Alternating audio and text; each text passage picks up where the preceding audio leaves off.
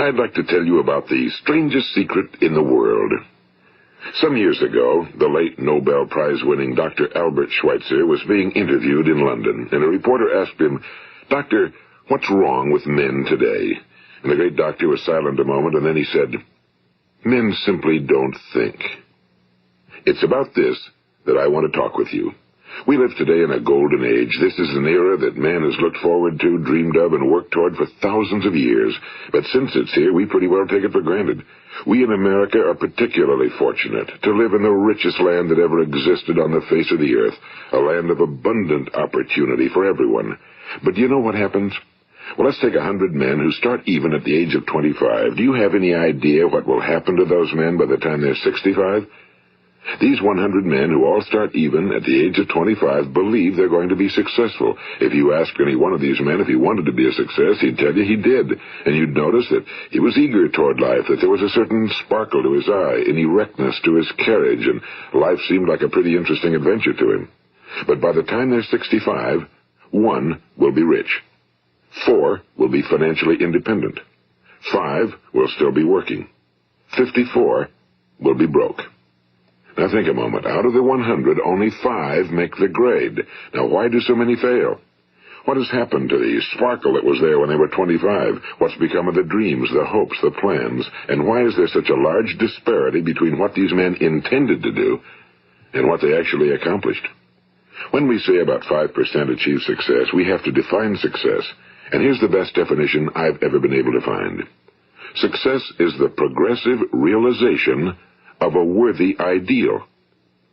If a man is working toward a predetermined goal and knows where he's going, that man is a success.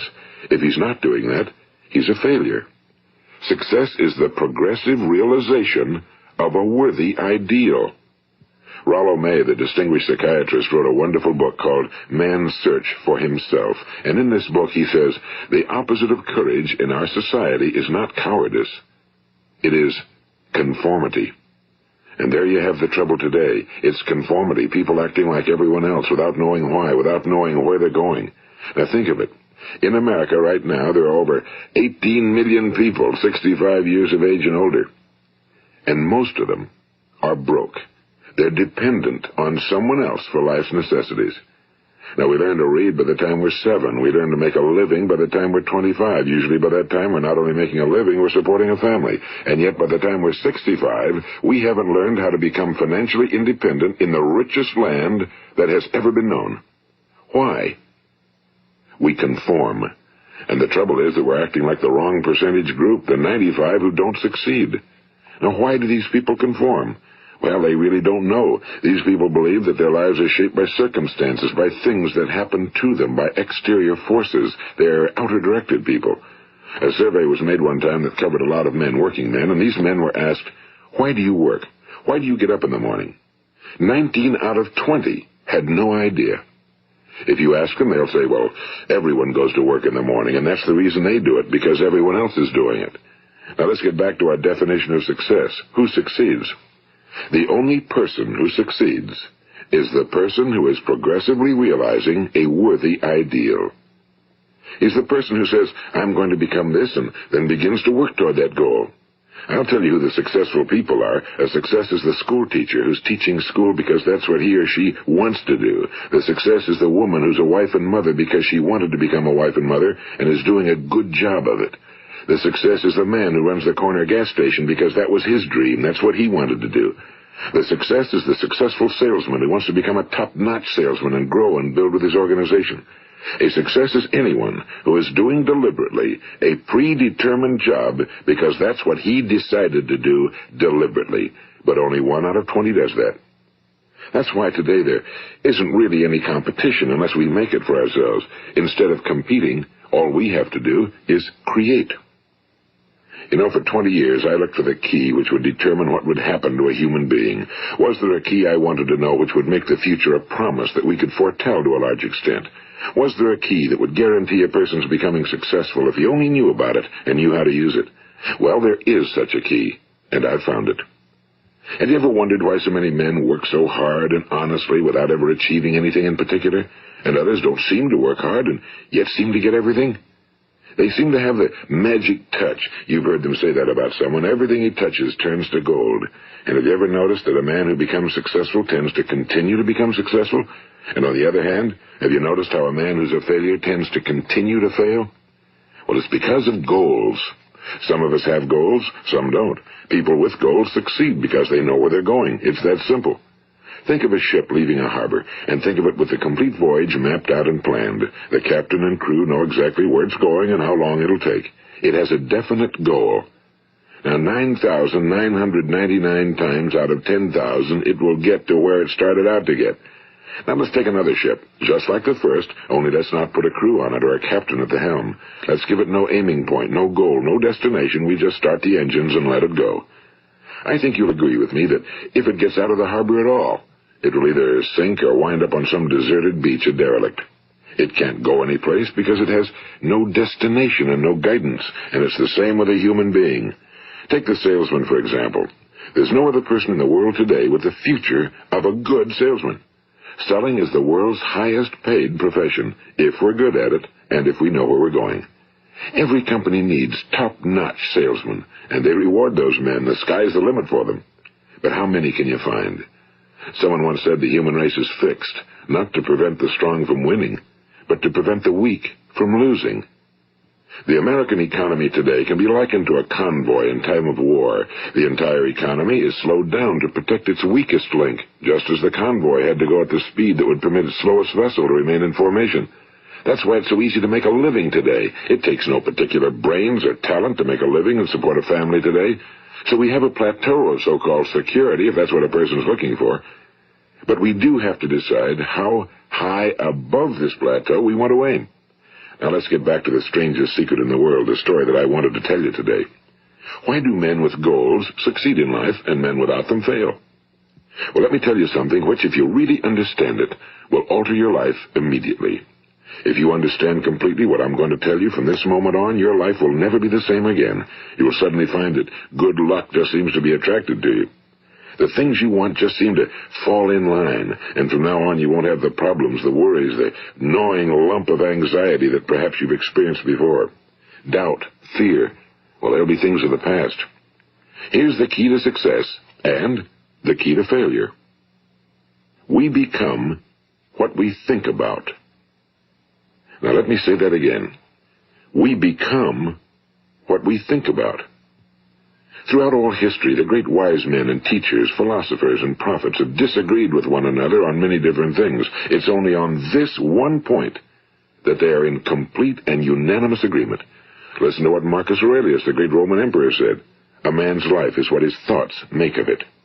Disraeli said this, everything comes if a man will only wait. I brought myself by long meditation to the conviction that a human being with a settled purpose must accomplish it, and that nothing can resist a will that will stake even existence for its fulfillment. Ralph Waldo Emerson said this, a man is what he thinks about all day long. William James said, the greatest discovery of my generation is that human beings can alter their lives by altering their attitudes of mind. And he also said, we need only in cold blood act as if the thing in question were real, and it will become infallibly real by growing into such a connection with our life that it will become real. It will become so knit with habit and emotion that our interest in it will be those which characterize belief. And he also said, if you only care enough for a result, you will almost certainly attain it. If you wish to be rich, you will be rich. If you wish to be learned, you will be learned. If you wish to be good, you will be good. Only you must then really wish these things and wish them exclusively, and not wish at the same time 100 other incompatible things just as strongly. In the Bible you read in Mark 9:23, if thou canst believe, all things are possible to him that believeth. My old friend Dr. Norman Vincent Peale put it this way, this is one of the greatest laws in the universe. Fervently do I wish I had discovered it as a very young man. It dawned upon me much later in life, and I found it to be one of the greatest, if not my greatest discovery outside of my relationship to God. The great law, briefly and simply stated, is that if you think in negative terms, you will get negative results. If you think in positive terms, you will achieve positive results. That is the simple fact, he went on to say, which is at the basis of an astonishing law of prosperity and success. In 3 words, believe and succeed. William Shakespeare put it this way: our doubts are traitors and make us lose the good we oft might win by fearing to attempt. George Bernard Shaw said, people are always blaming their circumstances for what they are. I don't believe in circumstances. The people who get on in this world are the people who get up and look for the circumstances they want, and if they can't find them, make them. Well, it's pretty apparent, isn't it? And every person who discovered this for a while believed that he was the first one to work it out. We become what we think about.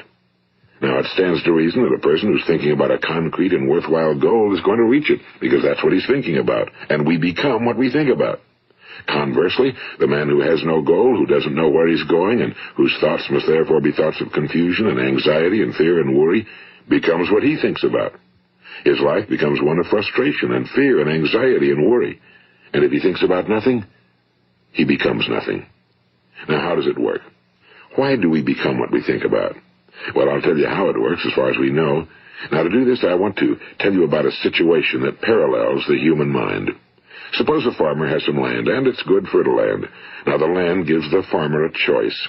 He may plant in that land whatever he chooses. The land doesn't care. It's up to the farmer to make the decision. Now, remember, we're comparing the human mind with the land because the mind, like the land, doesn't care what you plant in it. It will return what you plant, but it doesn't care what you plant. Now, let's say that the farmer has 2 seeds in his hand. One is a seed of corn. The other is nightshade, a deadly poison. He digs 2 little holes in the earth, and he plants both seeds, one corn, the other nightshade. He covers up the holes, waters, and takes care of the land, and what will happen? Invariably, the land will return what's planted. As it's written in the Bible, as ye sow, so shall ye reap. Now remember, the land doesn't care. It'll return poison in just as wonderful abundance as it will corn. So up come the 2 plants, one corn, one poison. Now, the human mind is far more fertile, far more incredible and mysterious than the land, but it works the same way. It doesn't care what we plant. Success, failure. A concrete, worthwhile goal, or confusion. Misunderstanding, fear, anxiety, and so on. But what we plant, it must return to us. You see, the human mind is the last great unexplored continent on Earth. It contains riches beyond our wildest dreams. It will return anything we want to plant. Now, you might say, well, if that's true, why don't people use their minds more? Well, I think they figured out an answer to that one, too. Our mind comes as standard equipment at birth. It's free, and things that are given to us for nothing we place little value on. Things that we pay money for, we value. The paradox is that exactly the reverse is true. Everything that's really worthwhile in life came to us free. Our minds, our souls, our bodies, our hopes, our dreams, our ambitions, our intelligence, our love of family and children and friends and country, all these priceless possessions are free. But the things that cost us money are actually very cheap and can be replaced at any time. A good man can be completely wiped out and make another fortune. He can do that several times. Even if our home burns down, we can rebuild it. But the things we got for nothing, we can never replace. The human mind isn't used because we take it for granted. Familiarity breeds contempt. It can do any kind of job we assign to it, but generally speaking, we use it for little jobs instead of big, important ones. Universities have proved that most of us are operating on about 10% or less of our abilities. So decide now, what is it you want? Plant your goal in your mind. It's the most important decision you ever make in your entire life. What is it you want? Do you want to be an outstanding salesman? A better worker at your particular job? Do you want to go places in your company? In your community? Do you want to get rich? All you've got to do is plant that seed in your mind, care for it, work steadily toward your goal, and it will become a reality.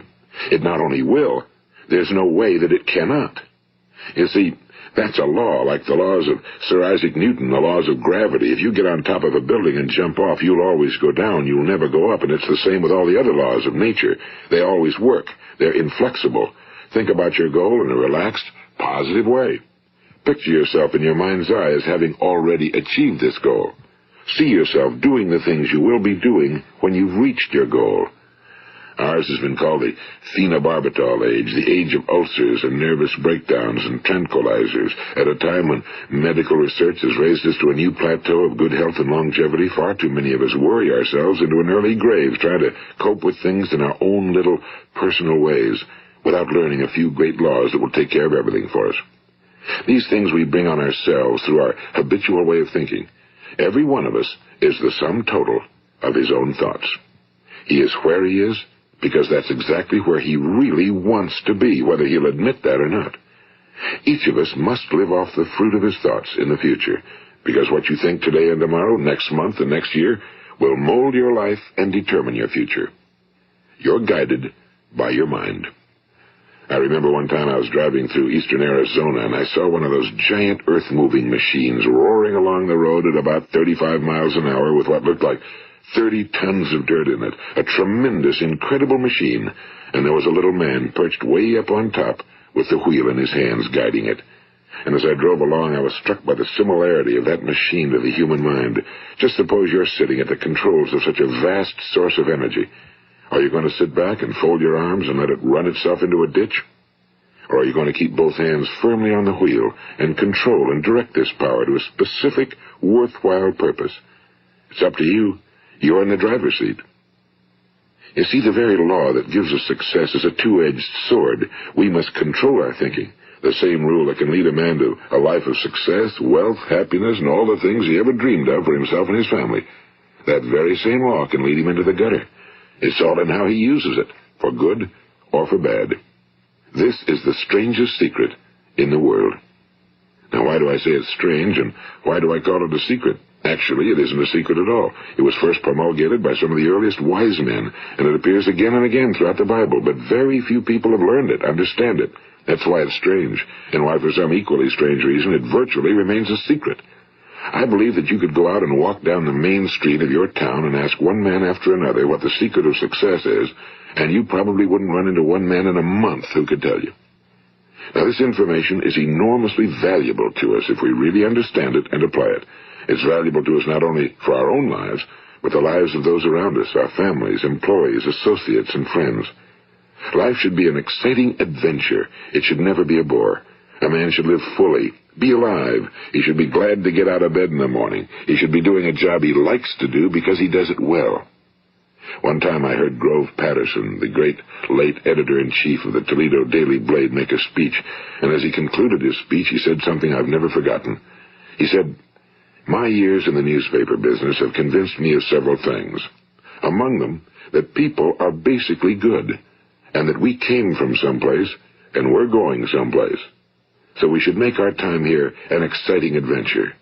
The architect of the universe didn't build a stairway leading nowhere."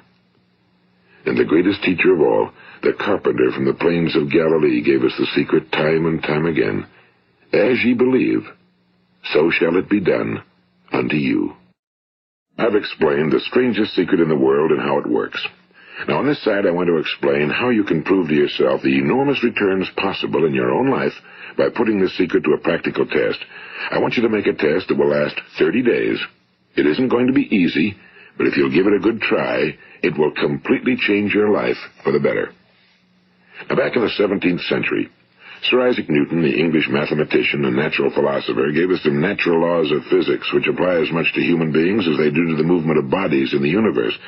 And one of these laws is that for every action, there is an equal and opposite reaction. Simply stated, as it applies to you and me, it means we can achieve nothing without paying the price. The results of your 30-day experiment will be in direct proportion to the effort you put forth. To be a doctor, you must pay the price of long years of difficult study. To be successful in selling, and remember that each of us succeeds to the extent of his ability to sell. Selling our families on our ideas, selling education in schools, selling our children on the advantages of living the good and honest life, selling our associates and employees on the importance of being exceptional people. To, of course, the profession of selling itself.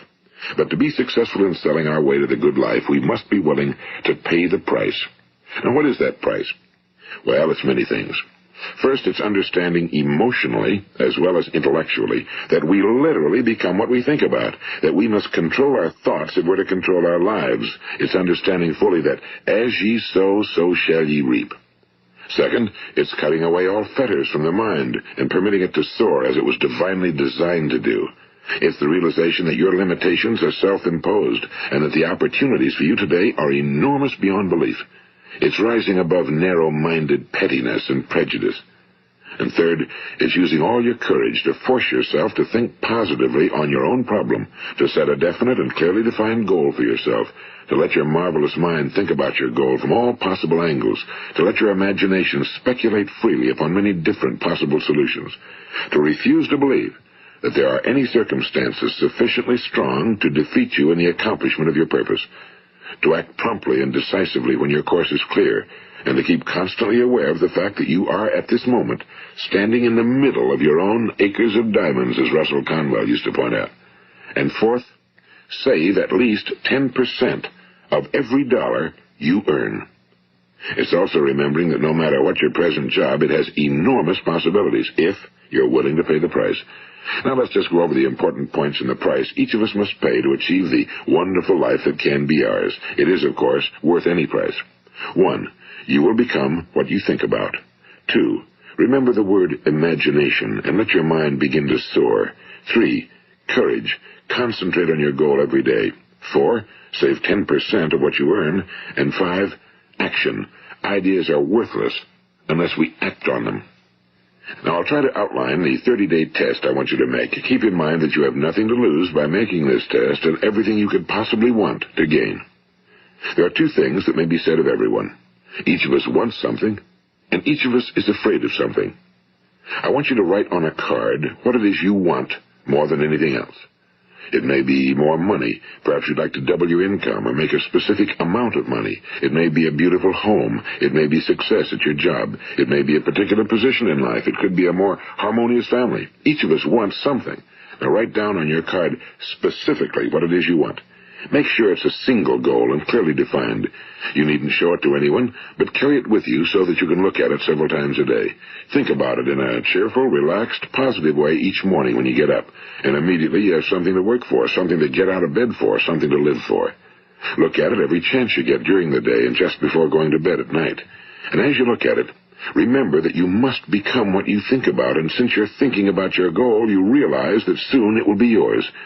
In fact, it's yours really the moment you write it down and begin to think about it. Look at the abundance all around you as you go about your daily business. You have as much right to this abundance as any other living creature. It's yours for the asking.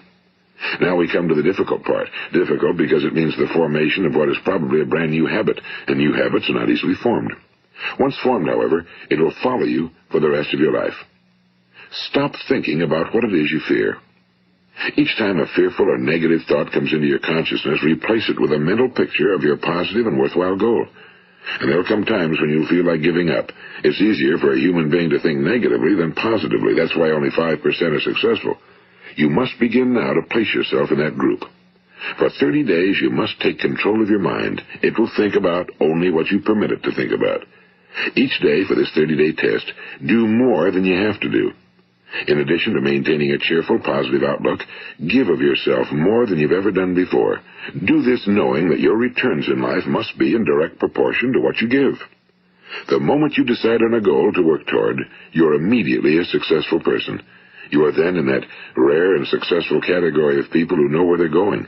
Out of every 100 people, you belong to the top 5. Don't concern yourself too much with how you're going to achieve your goal. Leave that completely to a power greater than yourself. All you have to do is know where you're going. The answers will come to you of their own accord and at the right time. Remember these words from the Sermon on the Mount, and remember them well. Keep them constantly before you this month of your test. Ask, and it shall be given you. Seek, and ye shall find. Knock, and it shall be opened unto you. For every one that asketh receiveth, and he that seeketh findeth, and to him that knocketh it shall be opened. It's as marvelous and as simple as that. In fact, it's so simple that in our seemingly complicated world, it's difficult for an adult to understand that all he needs is a purpose and faith. For 30 days, do your very best.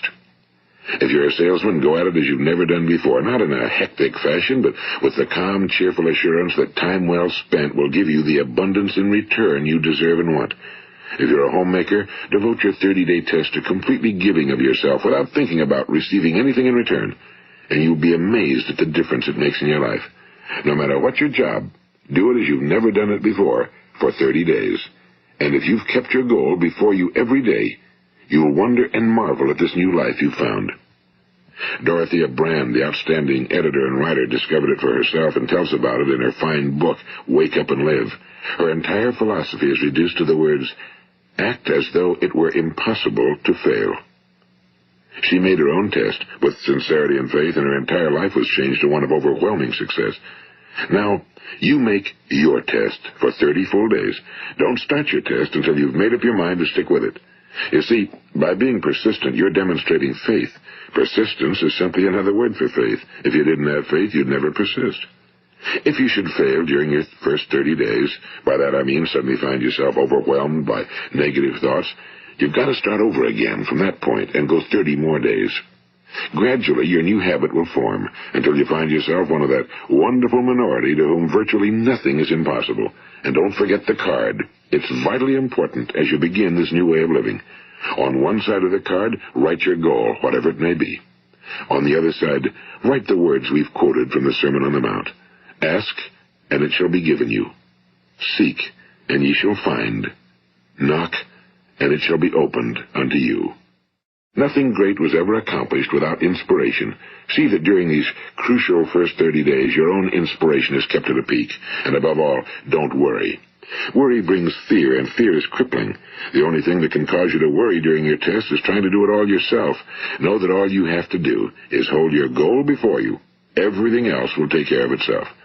Remember also to keep calm and cheerful. Don't let petty things annoy you and get you off course. Now, since making this test is difficult, some will say, why should I bother? Well, look at the alternative. No one wants to be a failure. No one really wants to be a mediocre individual. No one wants a life constantly filled with worry and fear and frustration. Therefore, remember that you must reap that which you sow. If you sow negative thoughts, your life will be filled with negative things. If you sow positive thoughts, your life will be cheerful, successful, and positive. Now, gradually, you will have a tendency to forget what you've heard on this recording. Play it often. Keep reminding yourself of what you must do to form this new habit. Gather your whole family around at regular intervals and listen to what's been said here. You know, most men will tell you that they want to make money without understanding the law. The only people who make money work in a mint. The rest of us must earn money. This is what causes those who keep looking for something for nothing or a free ride to fail in life. The only way to earn money is by providing people with services or products which are needed and useful. We exchange our time and our product or service for the other man's money. Therefore, the law is that our financial return will be in direct proportion to our service. Now, success is not the result of making money. Making money is the result of success, and success is in direct proportion to our service. Most people have this law backwards. They believe that you're successful if you earn a lot of money. The truth is that you can only earn money after you're successful. It's like the story of the man who sat in front of the stove and said to it, "Give me heat, and then I'll add the wood." How many men and women do you know, or do you suppose there are today, who take the same attitude toward life? There are millions. We've got to put the fuel in before we can expect heat. Likewise, we've got to be of service first before we can expect money. Don't concern yourself with the money. Be of service. Build, work, dream, create. Do this, and you'll find there's no limit to the prosperity and abundance that will come to you. Prosperity, you know, is founded upon a law of mutual exchange. Any person who contributes to prosperity must prosper in turn himself. Sometimes the return will not come from those you serve, but it must come to you from someplace, because that's the law. For every action, there is an equal and opposite reaction. As you go daily through your 30-day test period, remember that your success will always be measured by the quality and quantity of service you render, and money is a yardstick for measuring this service. No man can get rich himself unless he enriches others. Now, there are no exceptions to a law. You can drive down any street in America and from your car estimate the service that's being rendered by the people living on that street. Had you ever thought of this yardstick before? It's interesting. Some, like ministers and priests and other devoted people, measure their returns in the realm of the spiritual, but again, their returns are equal to their service. Once this law is fully understood, any thinking person can tell his own fortune. If he wants more, he must be of more service to those from whom he receives his return. If he wants less, he has only to reduce his service. This is the price you must pay for what you want. If you believe you can enrich yourself by deluding others, you can end only by deluding yourself. It may take some time, but just as surely as you breathe, you'll get back what you put out. Don't ever make the mistake of thinking you can avert this. It's impossible. The prisons and the streets where the lonely walk are filled with people who tried to make new laws just for themselves. We may avoid the laws of man for a while, but there are greater laws that cannot be broken. An outstanding medical doctor recently pointed out 6 steps that will help you realize success. 1. Set yourself a definite goal. 2. Quit running yourself down. 3. Stop thinking of all the reasons why you cannot be successful and instead think of all the reasons why you can. 4. Trace your attitudes back through your childhood and try to discover where you first got the idea you couldn't be successful, if that's the way you've been thinking. 5. Change the image you have of yourself by writing out a description of the person you would like to be. And 6. Act the part of the successful person you have decided to become. The doctor who wrote those words is a noted West Coast psychiatrist, Dr. David Harold Fink. Do what the experts since the dawn of recorded history have told you you must do. Pay the price by becoming the person you want to become. It's not nearly as difficult as living unsuccessfully. Make your 30-day test, then repeat it again, and each time it will become more a part of you until you'll wonder how you could ever have lived any other way. Live this new way, and the floodgates of abundance will open and pour over you more riches than you may have dreamed existed. Money? Yes, lots of it. But what's more important, you'll have peace. You'll be in that wonderful minority who lead calm, cheerful, successful lives. Start today. You have nothing to lose, but you have a whole life to win. This is Earl Nightingale, and thank you.